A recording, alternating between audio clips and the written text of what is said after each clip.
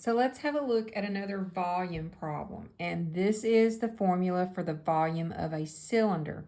This also is on that sheet that they give you. They'll give you one of these, or you can Google it, GED formula sheet, and you'll find it. So let's look at what's in the formula. This is what a cylinder looks like. It's like a tin can or a swimming pool. It's a round, thing. And we want to know how much will go into it. So your formula is pi times the radius squared times the height. Now the radius is half the distance of a circle. All the way across is the diameter. And it's also going to tell you that you can use 3.14 for pi. Now, we are going to use this calculator. This is the calculator that the GED lets you use. There's 5 problems at the beginning that you don't get to use a calculator, but you get to use one on the rest of it. Okay, so if we take our first figure here and we apply this formula, that's going to be pi times, all right, my radius is 5, and I'm just going to fill it in first, and my height is 10. All right, pi was 3.14. 5 squared is 25 times 10.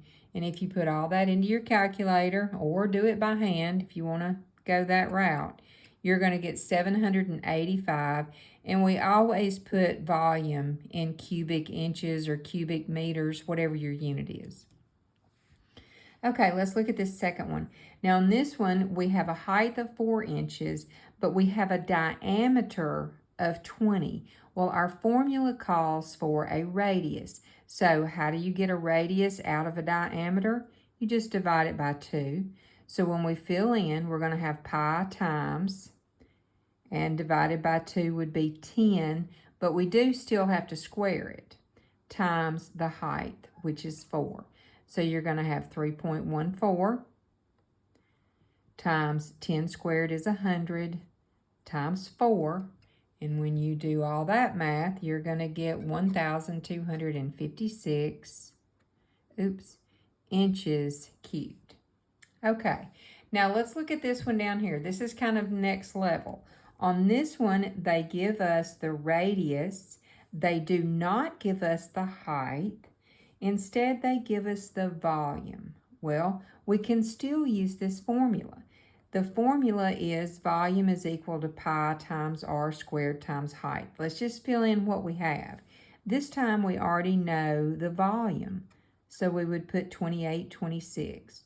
All right, we can go ahead and change pi to 3.14. All right, what is the radius? Well, it's 3 squared, and height is our unknown, so we're going to leave it in h.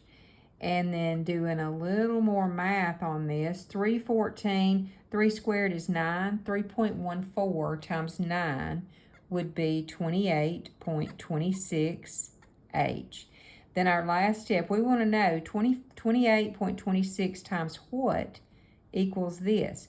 Well, let's divide both sides by 28.26. And when you put that into your calculator, it's going to tell you that h is equal to 100. So the height of this cylinder is 100.